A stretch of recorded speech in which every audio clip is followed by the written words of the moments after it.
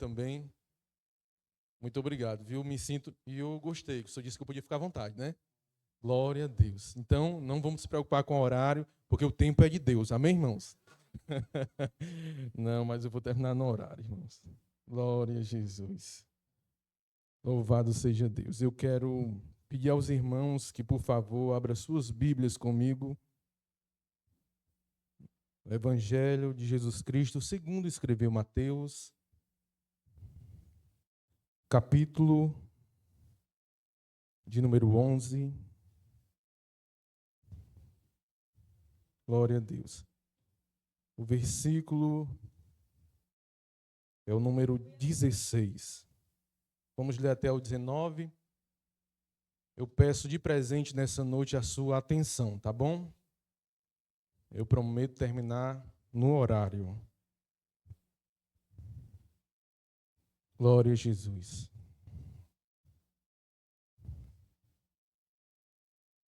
Mateus capítulo 11, a partir do versículo 16. Eu creio que Deus irá continuar trabalhando em nosso meio poderosamente como Ele está fazendo. Com os olhos carnais nós não conseguimos ver, mas Deus está trabalhando em meio à igreja dele nessa noite, amém? Deus está fazendo algo poderoso aí na sua vida. Louvado seja Deus. Quem achou diz amém. Quem não achou, diga me espere. Eu vou esperar a irmã ali do canto. Eu lhe vi. Glória a Deus.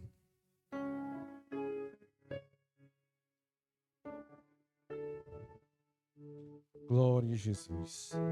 Eu gosto de culto assim, irmãos, que é totalmente dirigido por Deus e pelo Espírito Santo. Que é Ele que comanda, que é Ele que fala, que é Ele que rege.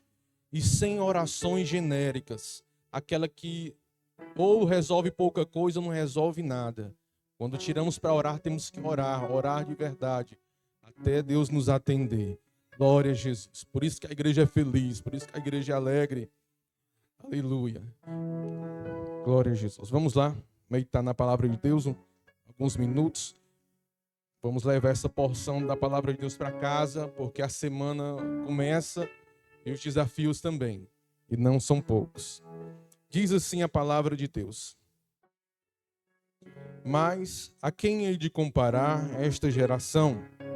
São como as crianças que, sentadas nas praças do mercado, ficam gritando umas às outras.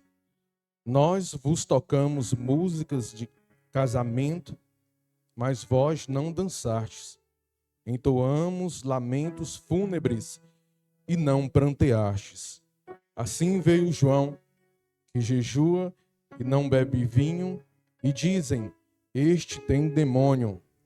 Então chega o Filho do Homem, comendo e bebendo, e dizem, eis aí um glutão e bebedor de vinho, amigo de publicanos e pecadores. Todavia, a sabedoria é comprovada pelas obras que são seus frutos. Amém? Somente até aqui para a nossa breve meditação. Glória a Deus.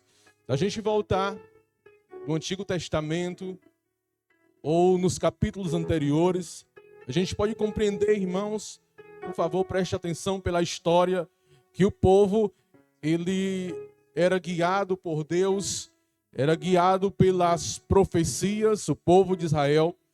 Eles criam fielmente que tudo aquilo que estava escrito no livro dos profetas maiores, no livro dos profetas menores, que tudo aquilo ali iria realmente de fato acontecer, porque eles viam com seus olhos já as coisas que os profetas falavam acontecer ou acontecendo. Então, o povo já esperava uma pessoa, um homem que iria preparar o caminho para o Messias, que iria preparar o caminho para o Cristo, o ungido de Deus, vir à terra e governar toda a nação e libertar todo o povo. Mas o povo queria de uma forma, mas Deus resolve fazer de uma forma totalmente diferente. Então aparece João Batista em um cenário totalmente diferente daquilo que o povo pensava. Aparece João Batista preparado no deserto, preparado na dificuldade, para preparar o caminho de Jesus Cristo. Ele começa a pregar no deserto. Um homem simples, um homem comum, mas cheio e carregado de Deus, cheio do Espírito Santo, pregando uma mensagem de arrependimento. Arrependei-vos, porque é chegado o reino de Deus.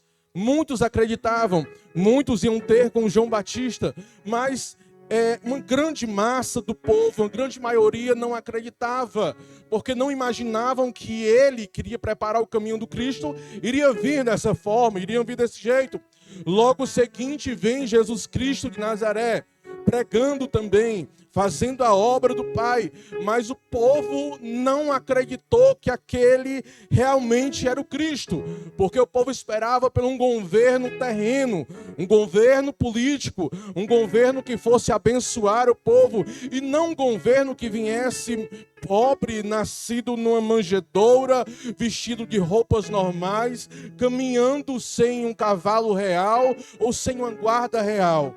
Mas Jesus, ele veio dessa forma, não para libertar o povo de um governo físico, mas principalmente para libertar o povo de um governo espiritual, para libertar o povo das amarras de Satanás, para libertar o povo que estava em densas trevas e trazer esse povo para a sua maravilhosa luz.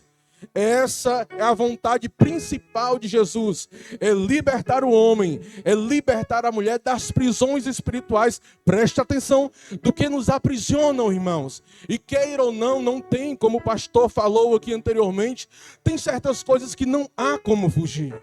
Tem certas coisas que, infelizmente, a gente tem que enfrentar, com medo ou não, com frio no estômago ou não, querendo voltar para trás ou não, a gente tem que enfrentar. E nós temos algo em nossa frente que nós não podemos negligenciar, chamado de reino espiritual.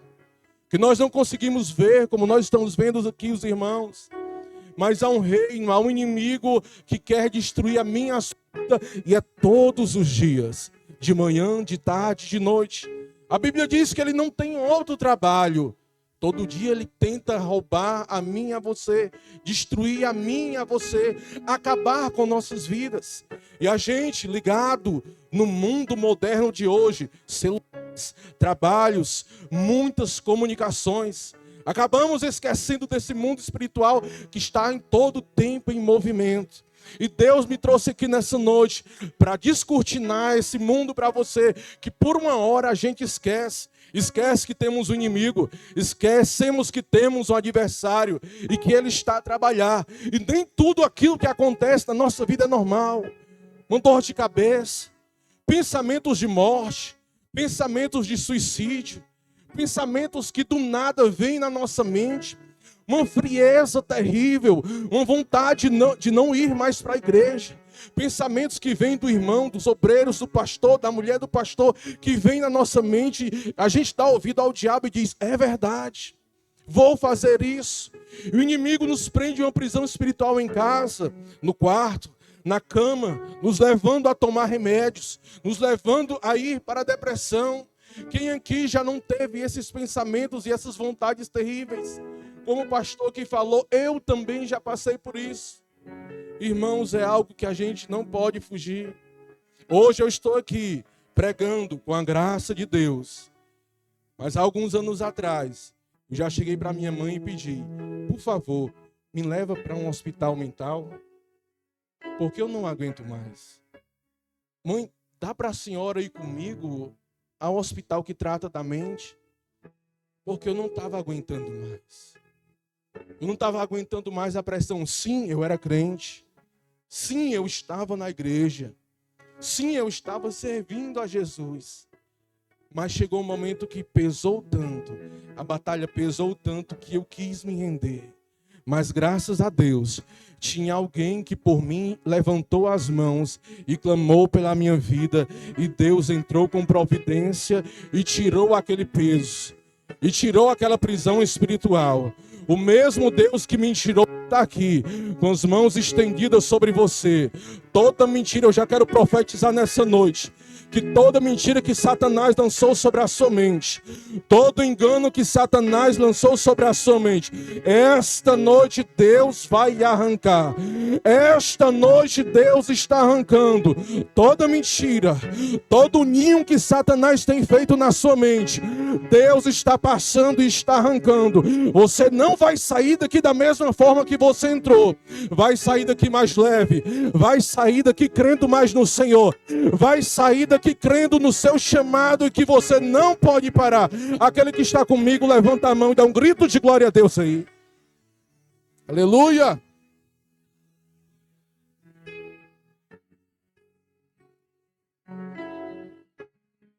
O texto eu meditando e fiquei muitos meses, aliás, meditando nesse texto. Dei um tema para essa mensagem. O tema é uma geração que canta e não dança. É estranho, mas você vai entender. O texto que nós lemos dá a nós a entendermos que Jesus diz: a quem eu vou comparar essa geração? São como crianças que se reúnem na praça do mercado e gritam umas às outras. Dá a entender que eles estão clamando por algo, que eles estão pedindo algo. E quando esse algo vem, eles não dão essa resposta que é necessária para quem eles estão fazendo o clamor, para quem eles estão cantando. E eu, lendo, meditando nesse texto por várias vezes, eu olhando para o cenário, para o nosso cenário da nossa vida, da igreja de hoje, eu vejo que praticamente estamos igual a essa geração. Uma geração que vai para os cultos, sim.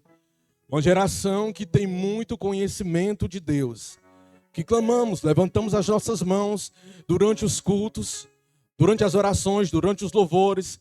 Clamamos ao Senhor hinos e louvores. Mas quando é para nós darmos uma resposta a Deus, nós não temos essa resposta. Clamamos pedindo alguma coisa. E Deus até nos manda. Mas quando é para a gente dar essa devolutiva para Deus, parece que não existe. Cantamos, louvamos e abrimos o nosso coração. Quando Deus faz dentro da gente, a gente não consegue responder, dar essa devolutiva a Deus daquilo que nós estamos pedindo. Calma que você vai entender. Estamos clamando de noite ou qualquer momento que você tira para orar e buscar ao Senhor. Mas nós não demos essa resposta para Deus. Estamos a cantar, estamos a clamar por algo que nós não estamos fazendo. A nossa geração, ela é composta por pessoas que adoram dentro da igreja ou então em grandes concentrações. Somos pessoas que ouvimos e cantamos louvores muito bonitos. Tipo, eis-me aqui, Senhor. Estou disponível. Envia a mim. É bonito, é. Emociona, é. Mas na prática ninguém vai. Ninguém abre mão das suas próprias vontades para cumprir aquilo que está cantando. Tem louvor que eu nem canto, irmão, porque eu não vou mentir. Algumas pessoas dizem que a parte que a gente mais mente na igreja é na hora que a gente está louvando. Porque a gente diz, pastor, que estamos gastando a nossa vida e os nossos dias por amor a Ti. É Ele. Por Ele que eu estou gastando a minha vida. Tá, não. A gente só vem para a igreja em mal, irmãos. Ninguém está gastando não, porque você trabalha, porque você estuda, porque você tira o seu tempo de lazer, porque você tira as suas horas na internet. Que tempo você gasta para Deus? Que tempo você gastamos para Deus? Não, gastamos tempo para nós mesmos. Fazemos a nossa própria vontade. Sim ou não? É difícil, irmão, porque Tiago diz que quando a gente se depara com a Bíblia, a gente se depara com o espelho e vê como é que a nossa alma está. Por isso que muitas pessoas evitam até de ler.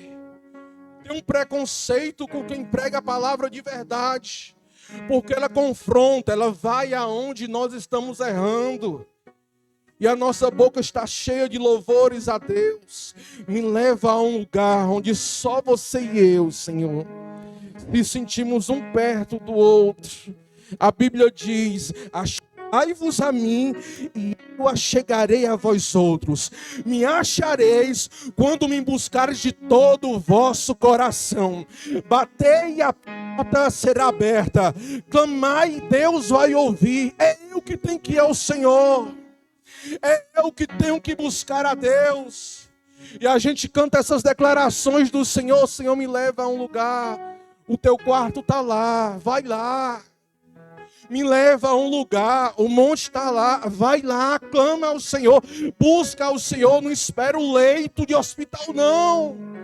Não espera a doença vir, não. Porque senão Deus vai te levar mesmo ao lugar. E lá é onde o crente clama. É quando a doença aperta.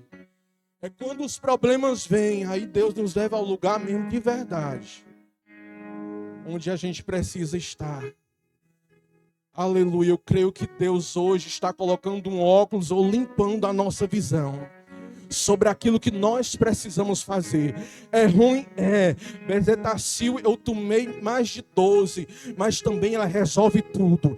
A palavra de Deus, às vezes a gente come duro, é meio amargo, mas quando chega no nosso estômago tem gosto de mel. Deus lhe trouxe aqui para lhe vitaminar nessa noite, para você vencer. Você vai sair daqui por essas portas diferentes, em nome de Jesus. Somos uma geração que mais recebeu conhecimento didático. É teologia para lá, é ensino para cá, é seminário para lá, é simpósio. Eu já fiz 2 cursos básicos de teologia, estou falando de mim. Eu já fiz um curso médio de teologia, já terminei graduação em teologia. Irmão, e quantos aqui não receberam? É YouTube, é Bíblia de estudo. Irmão, antigamente, isso aqui não existia não para mim. Talvez para quem é mais velho aqui também, antigo, não existia não Bíblia de estudo para a gente. Era a Bíblia normal, limpa e seco. Porque nem a gente tinha condição e nem tinha acesso fácil a ela. Hoje a gente tem várias e várias Bíblias de estudo. Hoje a gente tem curso de graça na internet. Hoje a gente tem muito conhecimento de Deus, mas poucas experiências com Deus. Pouquíssimas experiências com Deus. Ouvimos Deus no YouTube, ouvimos Deus na igreja, mas experiências mesmo a gente não tem. Porque Salmos diz: provai e vede que o Senhor é bom. Você não pode só ver, você precisa provar. E provar você só prova na intimidade. Provar você só prova quando está você e ele lá. E não é com 10, 15 minutos de oração não, irmãos. Quando o sacerdote entrava no Santo dos Santos, ele começava a balançar um incensário ali, ó. Balançava, balançava. Quando o quarto se enchia de fumaça, aí onde Deus aparecia. E quantos vasos aí, incensários estão parados aí na cadeira. E você não ouve mais Deus falar, você não tem mais experiência, você não vê anjo, você não vê demônio, porque falta alguma coisa ser mexida na nossa vida espiritual. E Jesus trouxe você aqui nessa noite para que você veja os céus abertos, a glória de Deus. Aqui nesse... Ah, Jesus amado, eu creio, meu Deus, nessa noite que Deus vai abrir os olhos de muito crente aqui. Ah, você vai ter sonhos sim. Ah, você vai ter visões sim. Ah, você vai ter experiências com o Senhor sim. Porque Deus te trouxe aqui nessa noite para abrir o teu lado espiritual, a tua visão espiritual. E você vai entender que nem tudo é normal. A dor de cabeça não é normal. A moleza não é normal. Os pensamentos não são normais. Há uma ação do inimigo por trás. Há uma opressão de Satanás para tentar nos destruir. Precisamos, irmãos, largar o conhecimento humano e buscar a Deus. Estou dizendo que você não vai estudar, tá bom? Não estou dizendo que você não vai ler a Bíblia. Mas às vezes a gente precisa se desligar de tudo para realmente, meu Deus, o que o Senhor quer falar comigo? Eu preciso dessa direção. Eu sei que Deus está respondendo pessoas aqui nessa noite. Você que anda para um lado, para o outro, atribulado, precisando ouvir Deus. E Deus às vezes quer falar com você apenas no silêncio. Entra no teu quarto, fecha a tua porta. O Deus que você ora em secreto te responderá. Te responderá. E Ele tem resposta para tudo.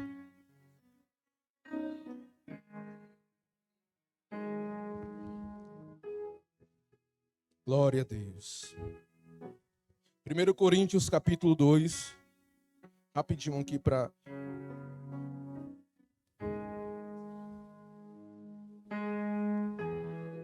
Aleluia, Jesus. Louvado seja o teu nome.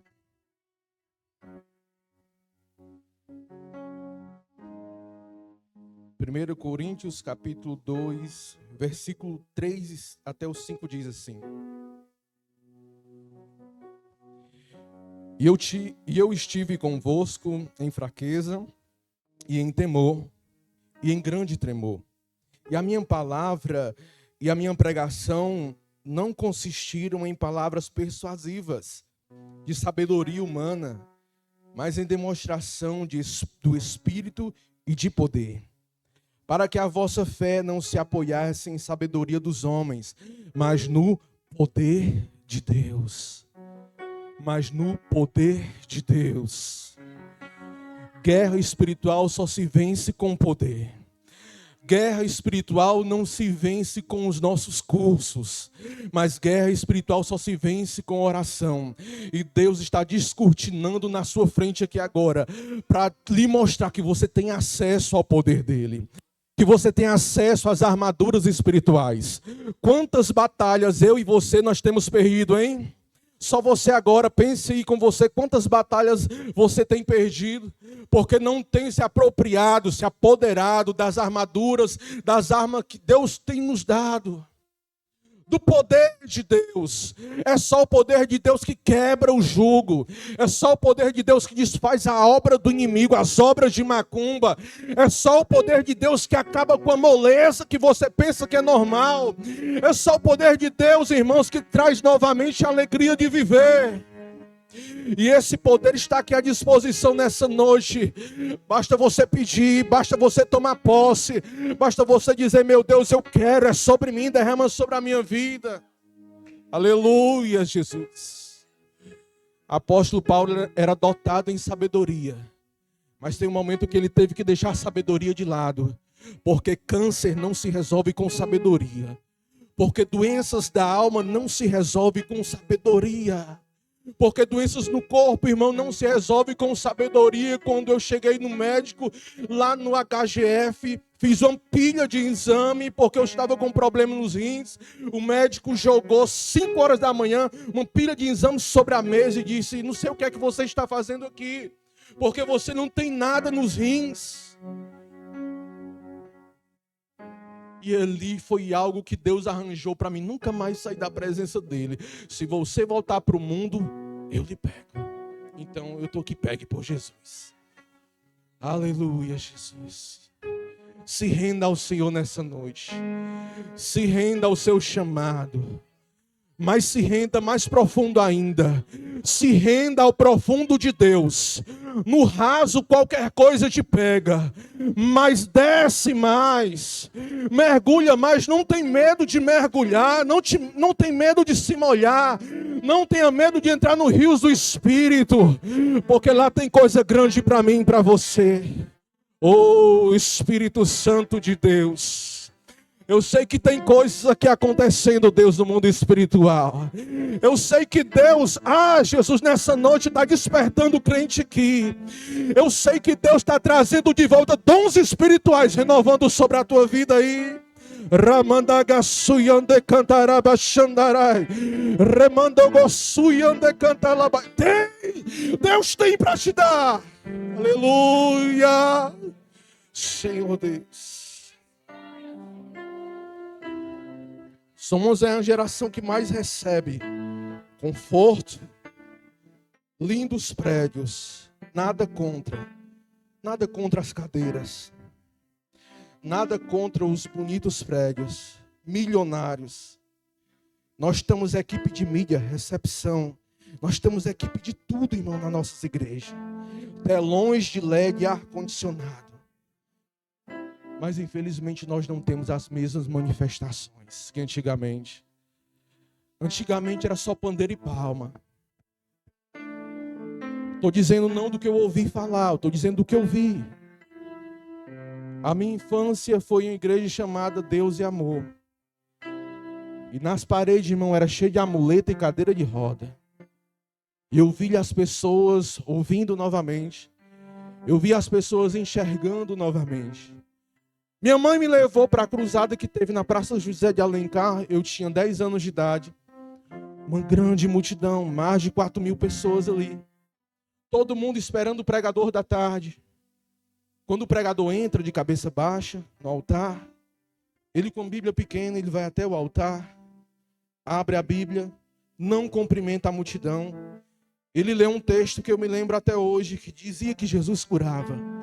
Quando ele terminou de ler o texto, as amuletas, as bengalas, cadeira de rodas, gente demoniado correndo para todo lado. Apenas pelo poder da palavra e alguém que tem intimidade busca a Deus.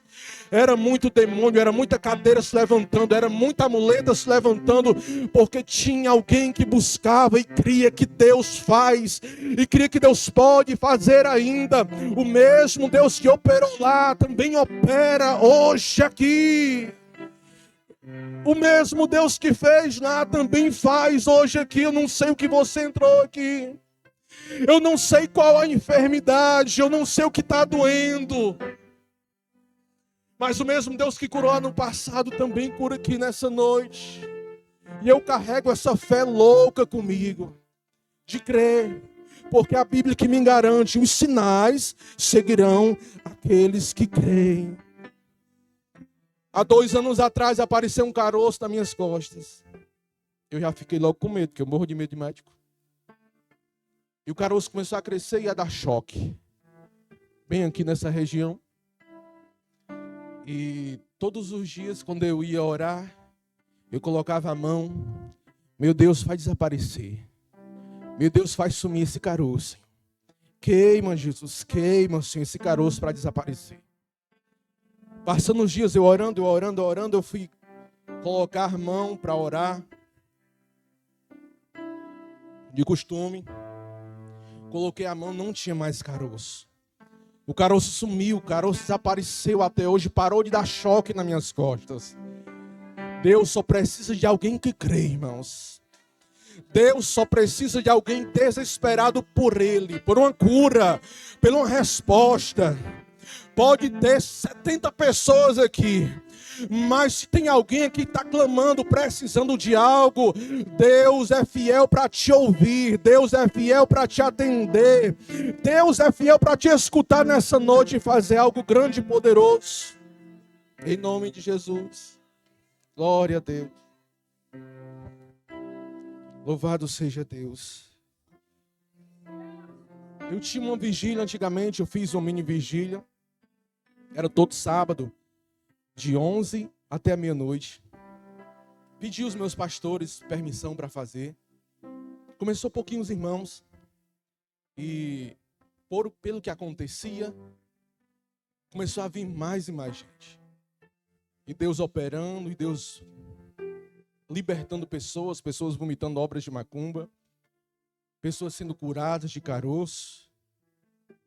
E Deus começou a fazer grandes coisas naquela mini vigília.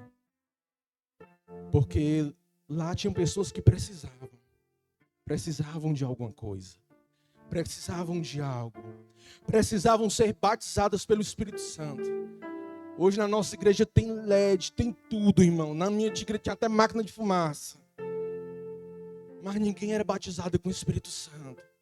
E é isso que me mata por dentro, que me faz chorar, porque nós estamos na geração do Espírito Santo e os nossos jovens e a nossa igreja, se contar meio de 100, tem 15 batizados com o Espírito Santo. E o povo não busca, pastor, mais o batismo com o Espírito Santo. Você precisa ser cheio do poder de Deus. Mas, irmão, eu não recebo oportunidade. Eu sento lá atrás, não tem essa. Um dia você levantou a mão, um dia você aceitou Jesus, automaticamente o diabo quer destruir com a tua vida. Você precisa desse revestimento. Você precisa do Espírito Santo. Você precisa dessa presença para guiar a sua vida. Porque você precisa viver mais no sobrenatural do que no físico aqui. Porque você quer ir para o céu, amém ou não amém? Então seu coração precisa estar lá. Seu coração precisa estar em Deus. É por isso que tantas coisas estão acontecendo na minha e na sua vida. Perturbado para um lado e para o outro. Mas Deus quer que a gente seja cheio. Enchei-vos do Espírito Santo de Deus. Ah, Jesus. Irmãos, quando eu estou preocupado, irmão, eu vou para o quarto, passo meia hora, 40 minutos chorando, venho com a cara inchada, mas a preocupação fica lá, os problemas ficam lá. E Deus está fazendo o convite hoje. Quer que eu resolva? Então venha. Quer se livrar desse peso? Então venha, porque para Deus não há impossível. Ah, Jesus, para o Senhor não há impossível, e Deus está aqui libertando pessoas nessa noite, porque há cura sim, há resposta sim, há livramento sim. Para você parece impossível, mas para o nosso Deus ele não é. Não há nada impossível para o nosso Deus. Glória a Jesus. A teologia nos ensina que somos uma igreja militante, estamos a lutar. E Jesus nos ensina que nós temos um adversário. Tem um presbítero, um amigo meu, que ele sempre conta uma ilustração. E ele diz: irmãos, se você vê um porco todo sujo entrando dentro da sua casa, o que é que você vai fazer? Qual a sua reação? Vai deixar ele lá?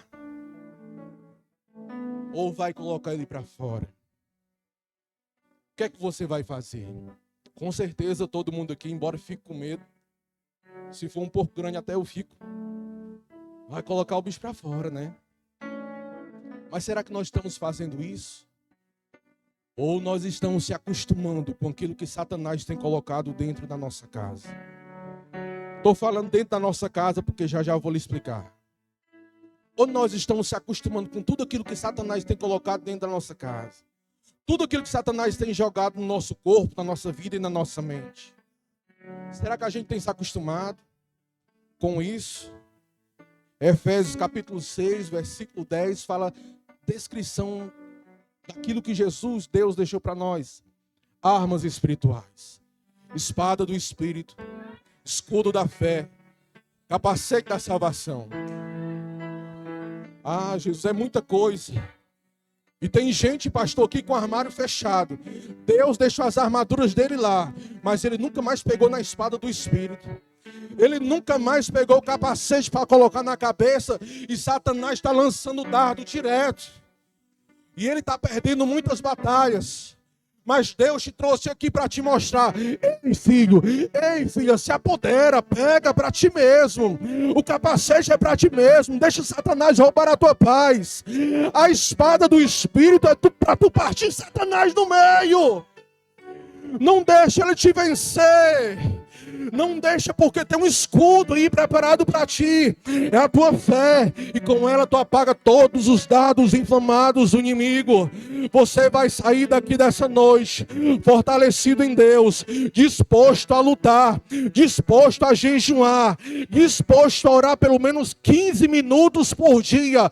O que você não faz, você vai fazer.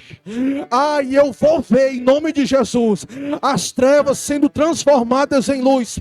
Eu profetizo em nome de Jesus que você irá se levantar. Eu profetizo em nome de Jesus que você vai orar. E Deus vai transformar todo esse cenário. Em nome de Jesus Cristo. Para mim terminar, peço aos irmãos que fiquem de pé, por favor.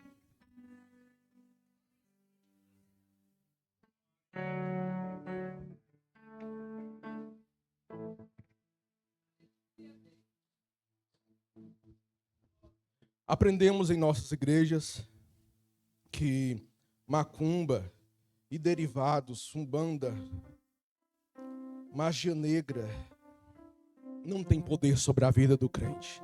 Sim ou não?